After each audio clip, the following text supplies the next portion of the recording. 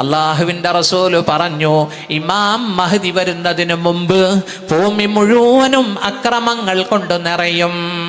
റസൂലുള്ളാഹി സ്വല്ലല്ലാഹു അലൈഹി വസല്ലം പറഞ്ഞു, അൽ മഹ്ദിയു മിന്നാ, ഇമാം മഹ്ദി അഹ്ലു ബൈത്തിൽ പെട്ടവരാണ്. യംലഉൽ അർള ഖിസ്തൻ വഅദ്ലാ, ഭൂമി മുഴുവനും നീതി കൊണ്ട് നിറയ്ക്കും. കമാ മുലിഅതു ളുൽമൻ വജൗറാ, ഭൂമിയിൽ അക്രമവും അരാജകത്വവും നിറയ്ക്കപ്പെട്ട് കഴിഞ്ഞ് അജ്ലൽ ജബ്ഹ അഖ്നൽ അൻഫ്, നെറ്റി വീതി കൂടിയ ആളാണ്, മൂക്ക് വളഞ്ഞു കൂർത്ത വെളുത്ത സുന്ദരനാണ്, സുറുമയിടപ്പെട്ട കണ്ണുകളാണുള്ളത്, മെലിഞ്ഞയാളുമാണ്. ഒരുപാട് ലക്ഷണങ്ങൾ പറയുന്ന ഹദീസുണ്ട്. ഇമാം മഹദിയുടെ കാലത്ത് ജീവിക്കാൻ അള്ളാഹു തൗഫീഖ് ചെയ്യട്ടെ. ഇമാം മഹദി വരുന്നതിന് മുമ്പ് 3 പശ്ചാത്തലം ഉണ്ടാകണം, 3 കാരണങ്ങൾ ഉണ്ടാകണം. അതുണ്ടായിട്ടേ ഇമാം മഹദി വരൂ. ഇമാം മുസ്ലിം ഉദ്ധരിക്കുന്ന ഹദീസിൽ കാണാം, അള്ളാഹുവിൻ്റെ റസൂല് പറഞ്ഞു, ലാ തഖൂമു സ്സാഅ, ഖിയാമത്ത് സംഭവിക്കുകയില്ല. ഹത്താ, മുത്തുനബി പറയുകയാണ്, യൂപ്രട്ടീസ് നദി ഹത്താ യഹ്സിറൽ ഫുറാത്തു അൻ ജബലിൻ മിൻ ദഹബ്, സ്വർണത്തിന്റെ ഒരു പർവ്വതത്തെ പുറത്ത് കാണിക്കുന്നത് വരെ, ഫമൻ ഹളറഹു ഫലാ യഅഖുദു മിൻഹു ശൈആ, ആരവിടെ എത്തിയാലും ആ സ്വർണത്തിന്റെ മലയിൽ നിന്ന് ഒന്നുപോലും എടുത്തു പോകരുത്. യുഖ്തലു മിൻ കുല്ലി മിഅത്തിൻ തിസ്അത്തുൻ വതിസ്ഊൻ, 100ൽ 99 പേരും കൊല്ലപ്പെടും. ഫുറാത്ത് എന്ന് പറയുന്ന ഒരു നദിയുണ്ട്, യൂപ്രട്ടീസ്. അതിലെ വെള്ളത്തിൻ്റെ ഒഴുക്ക്, നീര് കുറഞ്ഞു വരികയാ. അപ്പോൾ അത് സ്വർണത്തിൻ്റെ ഒരു മലയങ്ങോട്ട് പുറത്തേക്ക് കാണിക്കും. അത് ഇമാം മഹദി വരുന്നതിന് മുമ്പ് നടക്കണം. ഇതൊന്നാമത്തെ അടയാളമാണ്. രണ്ടാമത്തെ അടയാളം, അല്ലാഹുവിൻ്റെ റസൂല് പറഞ്ഞു, സതുസാലിഹൂന റൂമ സുൽഹൻ ആമിനാ വതഗ്സൂന അൻതും വഹും അദുവ്വൻ മിൻ വറാഇഹിം വഫീ റിവായത്തിൻ അദുവ്വൻ മിൻ വറാഇക്കും, നിങ്ങളും പാശ്ചാത്യരും ക്രിസ്ത്യാനികളും കൂടി ഒരുമിച്ച് ഒരു മസ്ലഹത്ത് നടത്തും, ഒരു സന്ധി. നിങ്ങൾ ഇസ്ലാമിക രാജ്യങ്ങളും പാശ്ചാത്യ ക്രൈസ്തവരും കൂടി ഒരു സന്ധി നടത്തും. എന്നിട്ട് നിങ്ങളും അവരും ഒരുമിച്ച് ഒരു പൊതുശത്രുവിനോട് യുദ്ധം ചെയ്യും. അവരുടെ പിന്നിലുള്ള, ഒരു റിവായത്തിൽ നിങ്ങളുടെ പിന്നിലുള്ള, അവരുടെ പിന്നിലുള്ള, നിങ്ങളുടെ പിന്നിലുള്ള, ഇനി വീട്ടിൽ പോയിട്ട് ഗ്ലോബ് എടുത്തിട്ട് നോക്കുക, അവരുടെ പിന്നിലുള്ള, പാശ്ചാത്യരുടെ പിന്നിലുള്ള, നിങ്ങളുടെ പിന്നിലുള്ള ഒരു ശത്രു. അതാരായിരിക്കും ഇസ്മായിൽ ഉസ്താദെ? ഉസ്താദ് ഔറൻ ചിന്തിച്ചത് മനസ്സിലായി. ആരായിരിക്കും? ചൈനയോ ഇറാനോ? എനിക്കിപ്പം തോന്നുന്നു അമേരിക്ക ആയിട്ടാ. അവരുടെ പിന്നിൽ, നിങ്ങളുടെ പിന്നിൽ, അതാരാ അവിടെ ഉള്ളത്? ആരാ ഉസ്താദ്? അല്ല, അമേരിക്ക അല്ലേ? സാധ്യതയാണ്. അള്ളാഹുവിൻ്റെ റസൂല് വ്യക്തമാക്കിയിട്ടില്ല ആരാണ് ആ ശത്രു. യുദ്ധം ചെയ്യും. ആര് ജയിക്കും? മുസ്ലിങ്ങളും ക്രിസ്ത്യാനികളും ആ യുദ്ധത്തിൽ ജയിക്കും. വതസ്ലമൂൻ വതഗ്നമൂൻ വതൻസിലൂന ബിമർജിൻ ദീ തുലൂൽ, പച്ചപ്പുല്ല് പിടിച്ചു കിടക്കുന്ന സ്ഥലത്ത് വന്ന് നിങ്ങൾ വിശ്രമിക്കും. നിങ്ങൾ ഗനീമത്ത് വാരിക്കൂട്ടും. നിങ്ങളും പാശ്ചാത്യരും യുദ്ധത്തിൽ വിജയിക്കുമ്പോൾ ഫയഖൂമു ഇലൈഹി റജുലും മിൻ അഹ്ലിൻ നസ്രാനിയ, ക്രിസ്ത്യാനികളിൽപ്പെട്ട ഒരു ജുന്തി, ഒരു പട്ടാളക്കാരൻ എഴുന്നേക്കും. യർഫഉസ് സ്വലീബ്, കുരിശ് ഉയർത്തിപ്പിടിച്ചിട്ട് പറയും, അലാ ഗലബസ് സ്വലീബ്, ഇന്നത്തെ യുദ്ധത്തിൽ വിജയിച്ചത് ക്രിസ്ത്യാനികളാണെന്ന് പറയുമ്പോൾ ഫയഖൂമു ഇലൈഹി റജുലും മിനൽ മുസ്ലിമീൻ, മുസ്ലിമീങ്ങളിൽപ്പെട്ട ഒരു പട്ടാളക്കാരൻ എഴുന്നേൽക്കും. ഫയഖ്തുലു, അയാളെ കൊന്നുകളയും. ഇങ്ങനെ ഒരു അവിവേകം മുസ്ലിങ്ങളുടെ ഭാഗത്തു നിന്നുണ്ടാവും. ഫയദുക്കൂന്നും റിവായത്തിലുണ്ട്, കുരിശനെ ഓടിച്ചു കളയും, അയാളെ കൊല്ലും. പറഞ്ഞത് അത്ര മോശമല്ലേ? എല്ലാവരും കൂടെ യുദ്ധം ചെയ്തിട്ട് ജയിച്ചത് ഞങ്ങൾ ഒറ്റയ്ക്കാന്ന് പറഞ്ഞാൽ പറ്റുമോ? അപ്പൊ എന്ത് സംഭവിക്കും? മുത്തുനബി പറയുകയാണ് സല്ലല്ലാഹു അലൈഹി വസല്ലം, ഫഹീനഇദിൻ തഗ്ദിറുർ റൂം, റോമക്കാർ ഈ സുൽഹ്, ഈ സന്ധി പൊളിച്ചിട്ട് അവരുടെ നാട്ടിലേക്ക് പോകും. വതജ്മഊൻ വതഅതൂനകും, അവർ ചെന്നിട്ട് പട്ടാളക്കാരെ ഒരുമിച്ച് കൂട്ടും. നിങ്ങളുടെ അടുത്തേക്ക് അവർ വരും. എത്ര കാലം കഴിഞ്ഞ് വരും?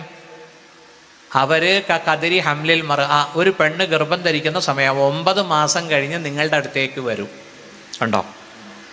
അള്ളാഹുവിൻ്റെ റസൂലിൻ്റെ കണക്കേ അത് വഹി കൊണ്ട് പറയുന്നതല്ലേ മുത്തുനബി, തെറ്റുവോ? ഇല്ലല്ലോ. ഒമാ എന്തിക്കോ അനിൽ ഹവ, സ്വന്തം ഇഷ്ടപ്രകാരം നബി മൊഴിയാറില്ലല്ലോ. വയഅതൂനകും തഹത സമാനീന ഗായ തഹത കുല്ലി ഗായത്തിൻ 80 കമാൻഡർമാരുടെ പിന്നിൽ പാശ്ചാത്യർ നിങ്ങളുടെ അടുത്തേക്ക് വരും. ഓരോ കമാൻഡറുടെ പിന്നിലുമുണ്ട് 12,000 മിലിറ്ററി പട്ടാളം. കണ്ടോ? പാശ്ചാത്യർ നിങ്ങളുടെ അടുത്തേക്ക് വരും 80 കൊടികളുടെ പിന്നിൽ, ഓരോ കമാൻഡറുടെ പിന്നിലും 12,000 പട്ടാളം. 4ാം ക്ലാസ്സിൽ വെച്ച് സ്കൂൾ വിദ്യാഭ്യാസം അവസാനിപ്പിക്കാത്ത 10ാം ക്ലാസ് വരെ കൊണ്ടുപോയവർക്ക് ആ കണക്ക് കൂട്ടാൻ പറ്റും. 9,60,000 പട്ടാളം. ഇനി ഒരു സ്വലാത്തിയല്ല അള്ളാഹുവിൻ്റെ റസൂൽ, ആ സ്വലാത്ത് ഒരു സ്വലാത്തായിരിക്കണം അല്ലേ? സല്ലല്ലാഹു അലാ മുഹമ്മദ് സല്ലല്ലാഹു അലൈഹി വസല്ലം. 9,60,000 പാശ്ചാത്യൻ പട്ടാളം നിങ്ങളുടെ അടുത്തേക്ക് വരും. എവിടെയാണ് അവർ വരുന്നത്? അവർ വന്നിട്ട് യുദ്ധം ചെയ്യുമോ? എത്ര ദിവസം യുദ്ധം ചെയ്യും? മുസ്ലിം പട്ടാള ക്യാമ്പ് എവിടെയാണ്? എല്ലാം ഹദീസിന്റെ താളുകളിലുണ്ട്. ആ യുദ്ധത്തിന്റെ പേരാണ് മൽഹമത്തുൽ കുബ്ര. ഇമാം മുസ്ലിം, ബുഖാരി, മിഷ്കാത്ത് ഒക്കെ ഉണ്ട്. ആ ഹദീസിന്റെ ഗ്രന്ഥങ്ങളിലൊക്കെ ഈ 3ാം ലോക മഹായുദ്ധത്തെ പറ്റി മൽഹമത്തുൽ കുബ്ര എന്നാ പറയുന്നത്. ഒരു വലിയ യുദ്ധം വരാനുണ്ട്. ആ യുദ്ധത്തെപ്പറ്റി കൂടുതൽ അറിവില്ലാത്തതും മുസ്ലിങ്ങൾക്ക് തന്നെയാണ്. ക്രിസ്ത്യാനികൾക്കും അറിയാം, ജൂതന്മാർക്കും അറിയാം. ക്രിസ്ത്യൻ കുട്ടികൾ പറയും, ഓ ജീസസ് കം, യേശുവെ വന്നാലു. കണ്ടോ? ഈസാ നബി വരാനെടുത്തു. ഈസാ നബി വരണമെങ്കിൽ ദജ്ജാൽ വരാനെടുത്തു അല്ലേ? ദജ്ജാൽ വരുന്നത് എപ്പോഴാ? ഇമാം മഹദിയുടെ ലാസ്റ്റ് സമയത്താണ്. ഇമാം മഹദിയും ഈസാ നബിയും ഒന്നിച്ച് കുറച്ചു കാലം താമസിക്കും. ഈസാ നബി ഭരിക്കുന്ന സമയത്ത് ഇമാം മഹദി വഫാത്താകും, ബൈത്തുൽ മുഖദ്ദസിൽ ഖബറടക്കും. ഈസാ നബി വന്നു കഴിഞ്ഞ് കല്യാണം കഴിക്കും. 2 ആൺകുട്ടികൾ ഉണ്ടാവും. മുഹമ്മദ്, മൂസ എന്ന് പേരിടും.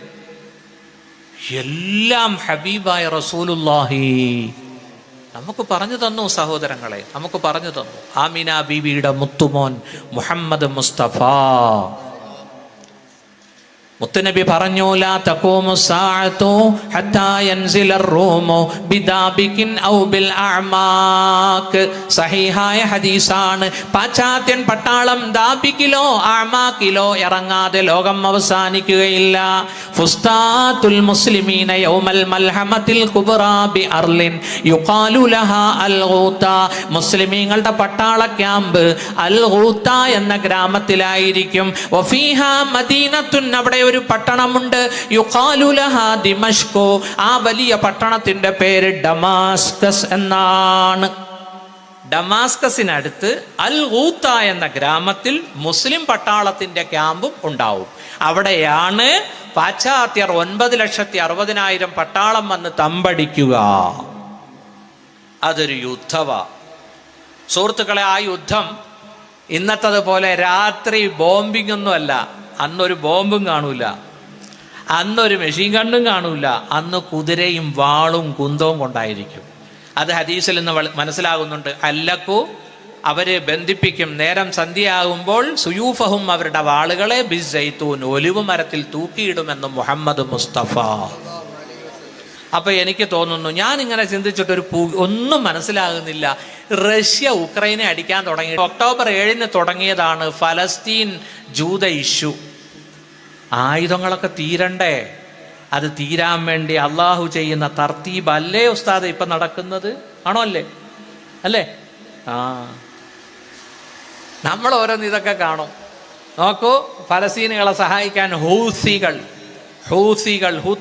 അല്ലേ? ഹൂസ് എന്നാട്ടോ, 3 പുള്ളിയുള്ള സാ ആണ് ഹൂത്തികൾ എന്നാ പറയേണ്ടത്. പിന്നെ ഹിസ്ബുല്ല, അലാ ഇന്ന ഹിസ്ബുല്ല അല്ലേ? നോക്കൂ, കടല് ലഹറൽ ഫസാദു ഫിൽ ബർരി വൽ ബഹർ. ബർറിലും കരയിലും കടലിലും ഫസാദ് വ്യാപകമായി. അമേരിക്കനെ അടിച്ചുകൊണ്ടിരിക്കുകയാണ്. എത്ര കപ്പലുകളാ തകർക്കുന്നത് അല്ലേ? ഇൻഷാ അല്ലാഹ് ഈ യുദ്ധത്തിൽ ആര് ജയിക്കും? ഇസ്രായേൽ ജയിക്കുവോ അതോ ഫലസ്തീൻ ജയിക്കുവോ? ഫലസ്തീൻ ജയിച്ച് നിൽക്കുകയാ. എവിടെയെങ്കിലും ഒരു 10 ഹമാസിന്റെ ഡെഡ് ബോഡി നിങ്ങൾ കണ്ടോ? ഇത്രയും ദിവസത്തിനുള്ളിൽ കണ്ടോ? 10 ഹമാസിനെ ഷൂട്ട് ചെയ്തിട്ടിരിക്കുന്ന ഫോട്ടോ കണ്ടോ? യുദ്ധം തുടങ്ങി ഒറ്റ ദിവസം കൊണ്ട് ഹമാസിനെ ഞങ്ങൾ തുടച്ചു നീക്കും. ഗസയെ ആളില്ലാ തുരുത്താക്കും.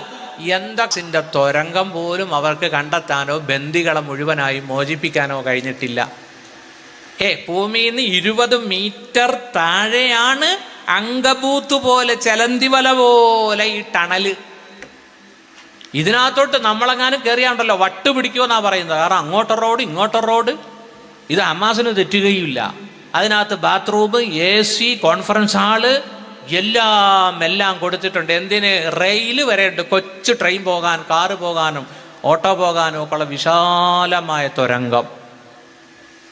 എൻ്റെ പൊന്നു ഹബീബെ, അവരെയാണ് നമ്മുടെ പത്രങ്ങൾ, മനോരമയും മാതൃഭൂമിയൊക്കെ തീവ്രവാദികൾ, ഭീകരവാദികൾ എന്ന് വിളിക്കുന്നത്. ജന്മനാടിൻ്റെ സ്വാതന്ത്ര്യത്തിന് വേണ്ടി പടപൊരുതുന്ന ഹമാസിന്റെ മക്കളെ ഭീകരവാദി എന്ന് വിളിക്കാവോ?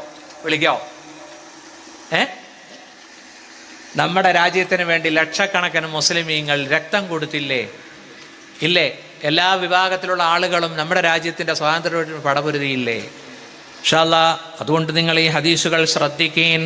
രണ്ടാമത് ഇങ്ങനെ ഒരു യുദ്ധം നടക്കും. അത് 4 ദിവസം നീണ്ടു നിൽക്കും. 4 ദിവസം. നാലാമത്തെ ദിവസത്തിലെത്തുമ്പോൾ അള്ളാഹുവിന്റെ റസൂല് പറഞ്ഞു, നഹദ ഇലൈഹിം ബഖിയത്തു അഹ്ലിൽ ഇസ്ലാം. മുസ്ലിം സേന ആർത്ത് എരമ്പി ശത്രുവിന്റെ മേൽ ചാടി വീഴും. ഹത്താ യജഅലുല്ലാഹു ദീറത അലൈഹിം. അള്ളാഹു അവരെ പരാജയപ്പെടുത്തും. ഇൻഷാ അല്ലാഹ് ആ യുദ്ധത്തിന് നേതൃത്വം കൊടുക്കേണ്ടയാൾ ഇമാം മഹ്ദിയ റളിയല്ലാഹു അൻഹു. ഇമാം മഹ്ദി വന്നാൽ യംലികു 7 സിനീൻ, 7 കൊല്ലം അധികാരത്തിലിരിക്കും. അല്ലെങ്കിൽ 8 അല്ലെങ്കിൽ 9 എന്ന് സൂചിപ്പിക്കുന്ന ഹദീസുണ്ട്. ഇസ്മുഹു ഇസ്മി, ആ മഹാന്റെ പേര് എൻ്റെ പേരാണ്. വസ്മു അബീഹി ഇസ്മു അബീ, അവരുടെ ബാപ്പയുടെ പേര് എൻ്റെ ഉപ്പയുടെ പേരുമാണ്. അപ്പോൾ മുഹമ്മദ് ബിൻ അബ്ദില്ലാഹിൽ ഹസനി കണ്ടോ? ഫാത്തിമത്തു സഹറയുടെ പുത്രൻ, അലിയാർ തങ്ങളുടെ പുത്രൻ ഹസൈനാറിന്റെ പരമ്പരയിലാണ് ഇമാം മഹ്ദി വരേണ്ടത്. സയ്യിദാണ് ഇമാം മഹ്ദി, അഹ്ലുബൈത്ത. ഇനി 3ാമത്തെ അടയാളം എന്താണെന്നറിയോ? ഇമാം മഹ്ദി വരുന്നതിന് മുമ്പ് സംഭവിക്കേണ്ട 3ാമത്തെ അടയാളം എന്താ? അതൊരു ഭയങ്കര അടയാളമാണ്. അള്ളാഹുവിന്റെ റസൂല് പറഞ്ഞു, യകൂനു ഇഖ്തിലാഫുൻ ഇൻദ മൗതി ഖലീഫ. ഒരു ഖലീഫ മരിക്കും.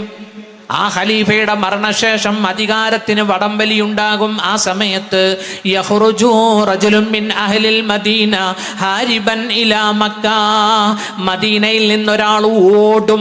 മക്കയിലെ മസ്ജിദുൽ ഹറാമിൽ വന്ന് മസ്ജിദുൽ ഹറാമിലേക്ക് കയറിയിരിക്കും.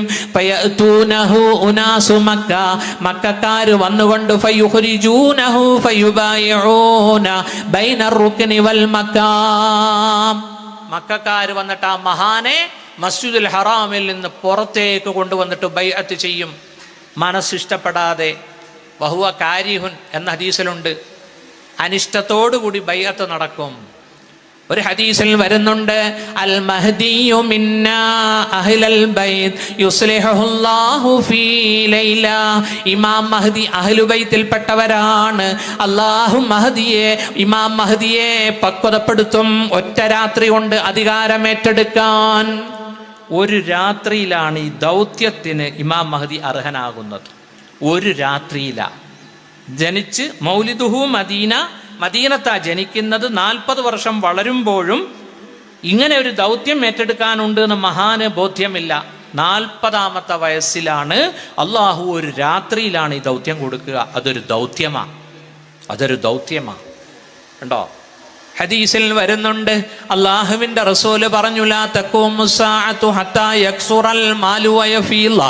സമ്പത്ത് വർദ്ധിക്കാതെ, പൈസ ഒഴുകാതെ ഖിയാമത്ത് സംഭവിക്കുകയില്ല. എവിടെയും പൈസ ഒഴുകും.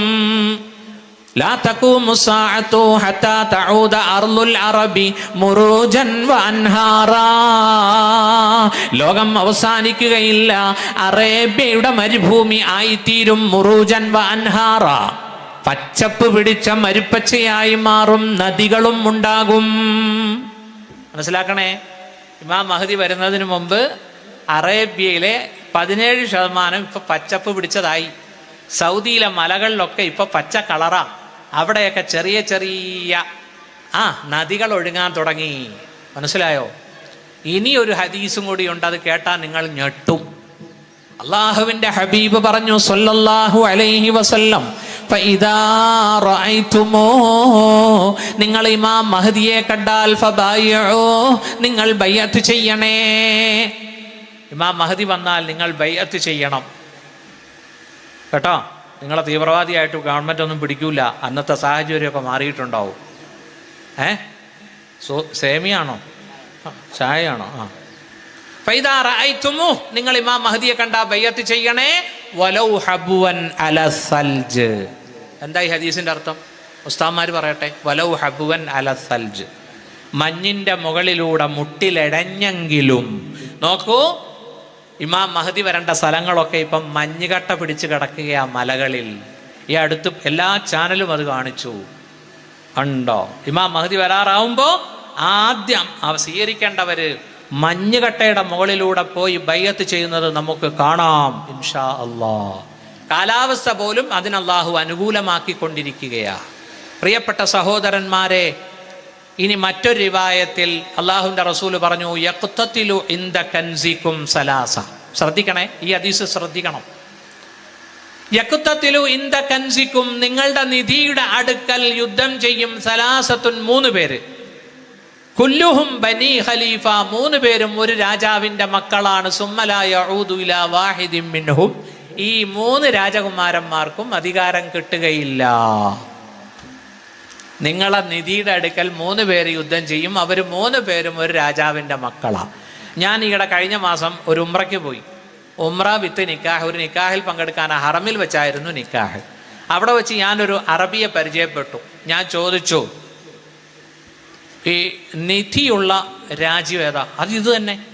അപ്പൊ ഹദീസിലുണ്ട് ഇന്ദ കൻസിക്കും ഐ കൻസിൽ കഅബ എന്നൊരു തഫ്സീർ പറയുന്നുണ്ട്. കഅബയാകുന്ന നിധിക്ക് വേണ്ടി 3 പേര് യുദ്ധം ചെയ്യും. അപ്പൊ ഞാൻ ചോദിച്ചു, ഇപ്പോഴത്തെ ഖലീഫ ആരാ? സൽമാൻ.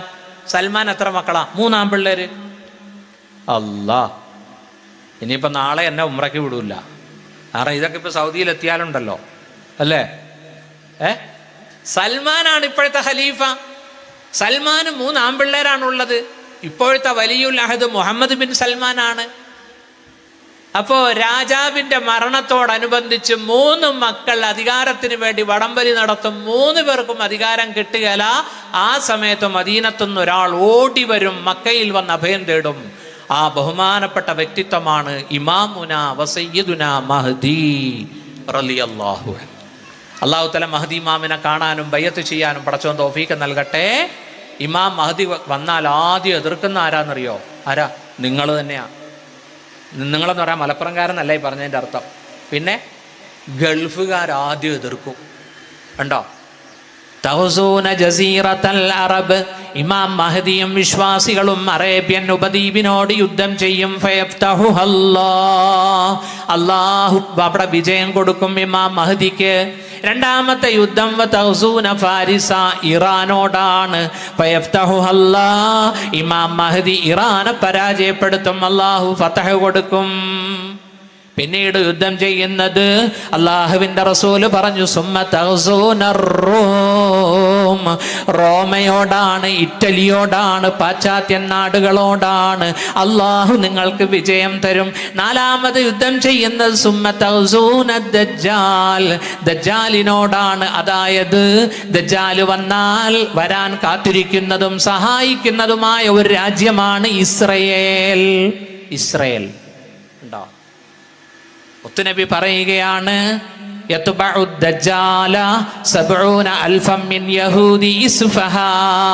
ഇസ്ഫഹാൻ എന്ന നാടുണ്ട്. ആ നാട്ടിലെ 70,000 ജൂതന്മാർ ദജ്ജാലിന്റെ പട്ടാളത്തിലേക്ക് ചേരും. അലൈഹിമുത്തൈലസാൻ, അവരുടെ തലയിൽ ഒരു തരം ഷാളുണ്ട്. ഈ ഷാളല്ല, ജൂതന്മാരുടെ ഷാള് കാണണമെങ്കിൽ ബൈത്തുൽ മുഖദ്ദസ് കാണാൻ പോയാൽ മതി. ഇപ്പൊ പോകണ്ട കേട്ടോ, ഇപ്പൊ യുദ്ധം നടക്കുകയാണ്, വിടൂല. ശാന്തമാവുമ്പോൾ പോയിക്കോളി. നമുക്കൊക്കെ പോകാൻ തൗഫീഖ് കിട്ടുന്നത് എന്തുകൊണ്ടാണെന്നറിയോ? നരസിംഹറാവു പ്രധാനമന്ത്രി ആയതുകൊണ്ടാ. ആ ചങ്ങാതി ഇസ്രയേലുമായിട്ട് ഡിപ്ലോമാറ്റിക് ബന്ധം സ്ഥാപിച്ചത് കൊണ്ടാ. സൗദിക്ക് അബ്ദുറഹ്മാൻ സുദൈസിക്കൊന്നും അങ്ങോട്ട് പോകാൻ പറ്റിയിട്ടില്ല ഇതുവരെ. മനസ്സിലായില്ലേ? അതുകൊണ്ട് നരസിംഹറാവിന് വേണ്ടി ദുആ ചെയ്യണമെന്നോ? ഇസ്രായേലുമായി നയതന്ത്ര ബന്ധം സ്ഥാപിച്ച നരസിംഹറാവു, അതുകൊണ്ട് നമുക്കൊക്കെ ബൈത്തുൽ മുഖദ്ദിസിൽ പോകാൻ പറ്റുന്നു, അതുകൊണ്ട് നരസിംഹറാവുവിന് ദുആ ചെയ്യണമെന്നാണോ? അല്ല. അതൊക്കെ അല്ലാഹു തആല സുൽത്താനുൽ ഹിന്ദിന്റെ ബർക്കത്ത്, ഖാജ ഗരീബ് നവാസിന്റെ ഒക്കെ ബർക്കത്ത് കൊണ്ട് നമ്മുടെ കയ്യിൽ 1,25,000 രൂപ ഉണ്ടെങ്കിൽ നമുക്കിന്ന് ഫലസ്തീനിൽ പോവാം, അല്ലേ? ഇൻഷാ അല്ലാഹ് നിങ്ങളൊക്കെ പോകണം. പോയാൽ മാത്രം പോരാ, നാട്ടുകാരെ ഒക്കെ നിങ്ങൾ കാടിളക്കി കൊണ്ടുപോകണം. നമ്മുടെ ഹറമല്ലേ. അതെന്താ നമ്മുടെ മുസ്ലിയാക്കന്മാരൊന്നും ബൈത്തുൽ മുഖദ്ദിസിന്റെ ഫളായിൽ പറയാത്തത്?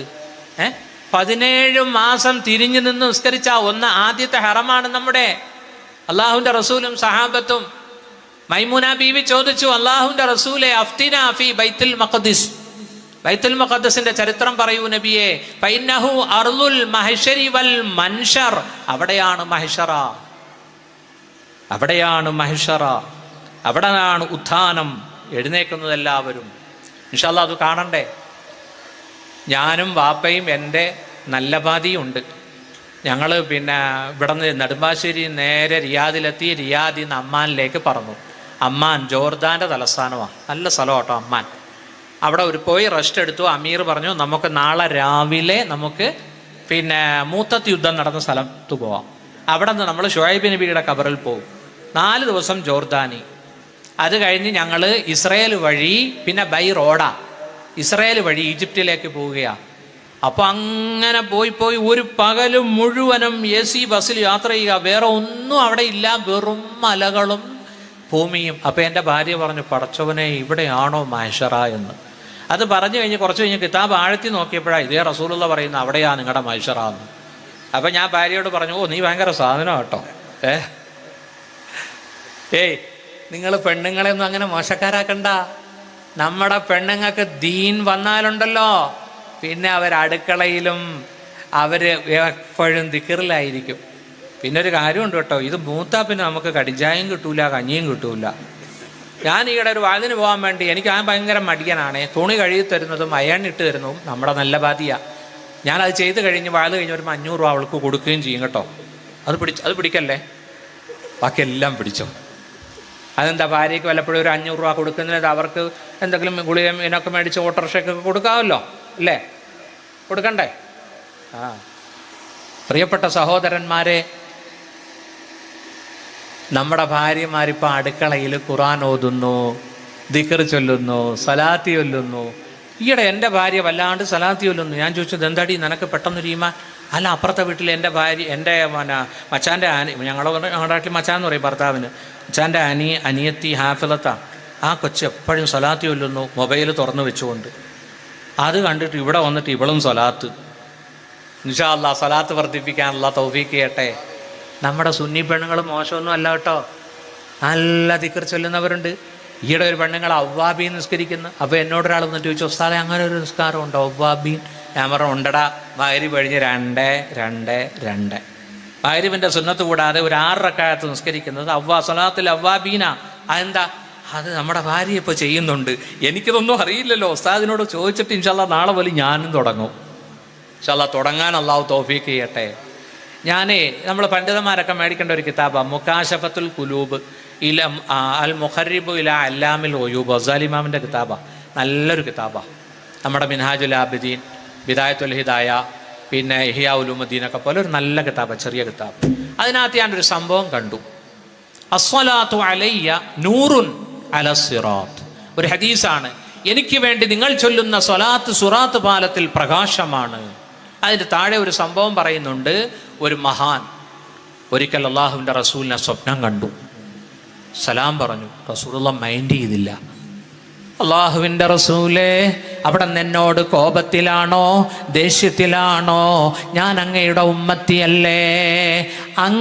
അങ്ങയുടെ സമുദായത്തെ ഉമ്മ മക്കളെ തിരിച്ചറിയും പോലെ അറിയുമെന്ന് ഞാൻ കേട്ടിട്ടുണ്ടല്ലോ. ശരിയാണ്, ഞാൻ എൻ്റെ സമുദായത്തെ തിരിച്ചറിയും, പക്ഷേ എനിക്ക് നിന്നെ മനസ്സിലായില്ല. അന്നകലം തദ്കുർനി, നീ എന്നെ ഓർക്കാറില്ലല്ലോ സ്വലാത്ത് കൊണ്ട്, അതുകൊണ്ട് എനിക്ക് നിന്നെ മനസ്സിലാകുന്നില്ല. പിറ്റേന്ന് അദ്ദേഹം ഞെട്ടി എണ്ണിച്ചു. 100 സ്വലാത്ത് നഫ്സിന് നിർബന്ധമാക്കി ചൊല്ലാൻ തുടങ്ങി. അതാ വരുന്നു 14-ാം രാവിന്റെ ശോഭയുള്ള റസൂലുള്ളാഹി പുഞ്ചിരിച്ചുകൊണ്ട് സ്വപ്നത്തിൽ വരുന്നു. അദ്ദേഹത്തെ പെട്ടെന്ന് തിരിച്ചറിഞ്ഞു. ഇൻഷാ അല്ലാഹ് എനിക്കും ഭയങ്കര മടിയാ സ്വലാത്തിയല്ല. എന്താണെന്നറിയില്ല, സ്വലാത്തിയല്ല മടിയാ. ഈ സംഭവം വായിച്ചു കഴിഞ്ഞപ്പോൾ എനിക്കും അള്ളാഹു ഹിദായത്ത് തന്നു. ഞാനും ഇപ്പോൾ കുറേ സ്വലാത്തിയൊല്ലുന്നുണ്ട്. മനസ്സിലായില്ലേ? ഞാൻ ചൊല്ലാതെ ഇങ്ങോട്ട് ചൊല്ലാൻ പറയുന്നത് ശരിയാണോ? വാഇദ് മുത്തഇദാകണ്ടേ? ആകണ്ടേ? ഇൻഷാ അല്ലാഹ് നിങ്ങൾ ഇവിടെ നടക്കുന്ന ആ സ്വലാത്തിൻ്റെ മജ്ലിസിൽ പങ്കെടുക്കണം. ഉമ്മ പെങ്ങന്മാരും എല്ലാവരും വരണം. ബഹുമാനപ്പെട്ട ലിയാഖത്ത് അലി പൂക്കോയ തങ്ങളുടെ മജ്ലിസിൽ നടക്കുന്ന സ്വലാത്ത് ഇൻഷാ അല്ലാഹ് നമ്മൾ നമുക്ക് വേണ്ടിയും നമ്മുടെ നാട്ടുകാർക്ക് വേണ്ടിയും ലോകർക്ക് വേണ്ടിയും പലസ്തീനികൾക്ക് വേണ്ടിയും വസ്സക്കാർക്ക് വേണ്ടിയും ഒക്കെ ദുആ ചെയ്യുന്നുണ്ട് അവിടെ. അള്ളാഹു നമ്മുടെ ദുആ സ്വീകരിക്കട്ടെ. അതുകൊണ്ട് ഇൻഷാ അല്ലാഹ് നിർത്തുന്നു. ബഹുമാനപ്പെട്ട ഇമാം മഹ്ദി വന്നാൽ 9 മാസം യുദ്ധമാണ്, ഹർബ്, വാർ. ലോകത്തോട് യുദ്ധം ചെയ്യും. Middle east, Europe, Israel. അത് കഴിഞ്ഞിട്ട് പിന്നെ ആരോടാ യുദ്ധം ചെയ്യുന്നത്? അള്ളാഹുവിന്റെ റസൂല് പറഞ്ഞു, ലാ തഖൂമു സ്സാഅതു ഹത്താ തുഖാതിലു ഖൂസൻ വ കർമാന. ഖൂസിനോടും കർമാനിനോടും യുദ്ധം ചെയ്യാതെ ലോകം അവസാനിക്കുകയില്ല. സിഗാറുൽ അയുൻ, ചെറിയ കണ്ണുള്ളവർ, ഹുമുറൽ വുജൂഹ്, മുഖത്ത് വല്ലാത്ത ചുമന്ന കളറാണ്. തീർന്നില്ല. കന്ന വുജൂഹഹും കൽ മജാനിൽ മുത്തറക, അവരുടെ മുഖം അടിച്ചു പരത്തപ്പെട്ട പരിച പോലെയാണ്. അത് മംഗോളിയ, ചൈന, ജപ്പാൻ ഒക്കെയാ. അപ്പോൾ എല്ലാ രാജ്യവും ഇമാം മഹ്ദിയോട് കടമ രേഖപ്പെടുത്തും. കലിമ ചൊല്ലി ഇസ്ലാമിലേക്ക് വരും ഇൻഷാ അല്ലാഹ്. അള്ളാഹുവിന്റെ റസൂല് പറഞ്ഞ ഒരു ഹദീസ് കൂടി ഞാൻ പറയാൻ ആഗ്രഹിക്കുന്നു. തമീമുദ്ദാരി ഉദ്ധരിക്കുന്ന ഹദീസാണ്. അള്ളാഹുവിന്റെ മുത്തുനബി റസൂലുള്ളാഹി പറയുന്നത് ഞാൻ കേട്ടോ.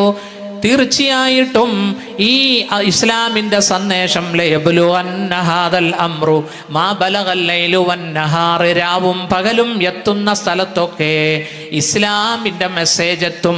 വലാ യത്റുകുല്ലാഹു ബൈത മദരിൻ വലാ വബരിൻ ഇല്ലാ അദ്ഖലഹുല്ലാഹു ഹാദദ്ദീൻ.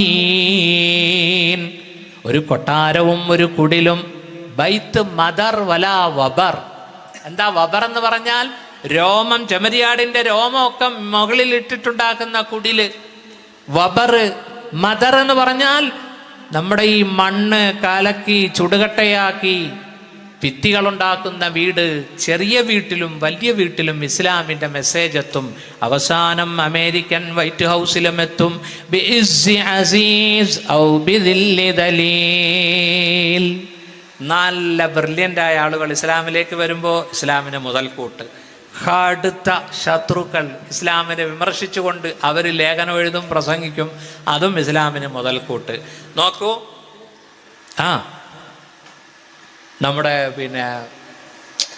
നമ്മുടെ ടവറുകൾക്ക് ഫ്ലൈറ്റ് ഇടിച്ച സംഭവം ഉണ്ടായില്ലേ?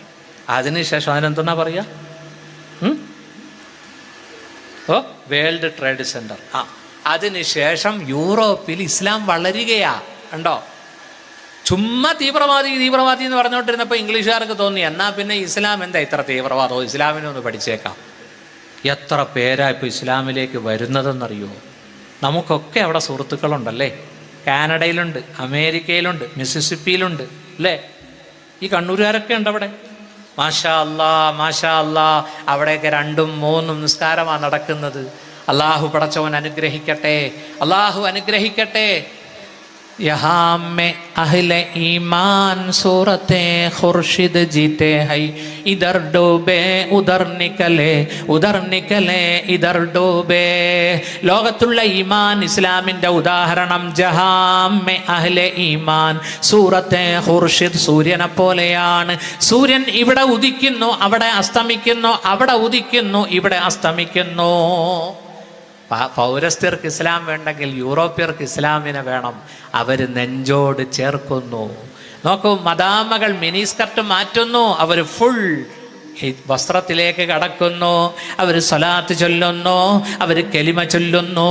അതുകൊണ്ട് യുവാക്കളെ, ഉമ്മ പെങ്ങന്മാരെ, അള്ളാഹുവിലേക്ക് അടുക്കണേ, ദിക്റുകളും സ്വലാത്തുകളും വർദ്ധിപ്പിക്കണേ. അതോടൊപ്പം തന്നെ ബഹുമാനപ്പെട്ട തങ്ങൾ അവറുകൾ ഇവിടെ ജീവകാരുണ്യ പ്രവർത്തനങ്ങൾ ചെയ്യുന്നുണ്ട്. അതിന് നമ്മൾ അവരോട് സഹകരിക്കണം. നമ്മളാൽ കഴിയുന്ന പാവങ്ങൾക്ക് അരി കൊടുക്കണം, മരുന്നിന് കാശ് കൊടുക്കണം. അള്ളാഹു പടച്ചവൻ തൗഫീഖ് നൽകട്ടെ. ഈ നാടിനെ അള്ളാഹു അനുഗ്രഹിക്കട്ടെ. ഞാനിന്ന് പരപ്പനങ്ങാടി വന്ന് ട്രെയിൻ ഇറങ്ങിയപ്പോൾ എൻ്റെ കൂട്ടത്തിലുള്ള നൂറുൽ ഹക്കിനോട്, അദ്ദേഹം എന്നോട് പറഞ്ഞു, ഈ നാട് വാര്യൻ കുന്നൻ്റെ നാടാണ്, ഈ നാട് മമ്പുറന്തങ്ങളുടെ നാടാണ്, ചരിത്രം ഉറങ്ങുന്ന മണ്ണാണ് അല്ലേ. അള്ളാഹു പടച്ചവൻ ഈ ചരിത്രങ്ങളൊക്കെ പഠിക്കാൻ അള്ളാഹു തൗഫീക്ക് നൽകട്ടെ. നമ്മളൊന്ന് വെറും പേടിത്തൊണ്ടന്മാരായിപ്പോയി, വെറും ഷണ്ടന്മാരായിപ്പോയി. അതുകൊണ്ട് ധീരതയോടെ ജീവിച്ച് ഇസ്ലാമിനെ നെഞ്ചോട് ചേർത്ത് ഇൻഷാ അള്ളാഹു സമൂഹത്തിലേക്ക് ഇറങ്ങാൻ എത്രയോ യുവാക്കൾക്ക് ദീൻ അറിയില്ല. അതുകൊണ്ട് അവർക്ക് ദീൻ പരിചയപ്പെടുത്തണം. അള്ളാഹു പടച്ചവൻ അതിനേറ്റവും വലിയ മുഖ്യമായ ഘടകം ഈ സാദാത്തുക്കള, ബാഫക്കി തങ്ങൾ, PMSA പൂക്കായ തങ്ങൾ. നമ്മൾ കേരളീയർക്ക് വലിയ ഭാഗ്യമല്ലേ ഈ കബീലയെ, ഈ തറവാടിനെ നമുക്ക് നേതാക്കളായി കിട്ടിയത്. അല്ലാഹു തആല പടച്ചവൻ ബഹുമാനപ്പെട്ട സമസ്തയുടെ പ്രസിഡന്റ് പാര സയ്യിദുൽ ഉലമ ജിഫ്രി മുത്തുക്കോയ തങ്ങൾ, ഒരു സയ്യിദാണ് വരക്കൽ മുല്ലക്കോയ തങ്ങൾക്ക് ശേഷം. അല്ലാഹു തആല ഈ വടവൃക്ഷത്തെ ഖിയാമത്ത് നാൾ വരെ അള്ളാഹു നിലനിർത്തട്ടെ. അള്ളാഹു സുന്നത്ത് ജമാഅത്തിനെ പടച്ചവൻ അള്ളാഹു വളർത്തട്ടെ. ഇൻഷാ അള്ളാഹ് ഈ മജ്ലിസിലേക്ക് വരാൻ എനിക്കും സാധിച്ചു, അൽഹംദുലില്ലാ. സാദാത്തുക്കളെ കാണാൻ സാധിച്ചു. നിങ്ങളുടെ ദുആയിൽ എനിക്കും കുടുംബത്തിനും വേണ്ടി ദുആ ചെയ്യണം എന്ന് പറഞ്ഞുകൊണ്ട് നമുക്കൊരു ചെറിയ ദുആ, റബ്ബി സിദ്നി ഇൽമാ. ഖുർആൻ പറഞ്ഞത് കാശ് ചോദിക്കാനല്ല പറഞ്ഞത്, ഇൽമ് ചോദിക്കാനാണ് പറഞ്ഞത്. റബ്ബി സിദ്നി ഇൽമാ. അല്ലാഹു നമ്മുടെ ഇൽമിൽ നമുക്ക് സിയാദത്തും ബർക്കത്തും പടച്ചവൻ തരട്ടെ. പഠിച്ച ഇൽമനുസരിച്ച് അമൽ ചെയ്യാൻ അല്ലാഹു തൗഫീഖ് നൽകട്ടെ. ഞാൻ നിർത്തുന്നു. വ ആഖിറു ദഅവതി അനിൽ ഹംദുലില്ലാഹി റബ്ബിൽ ആലമീൻ.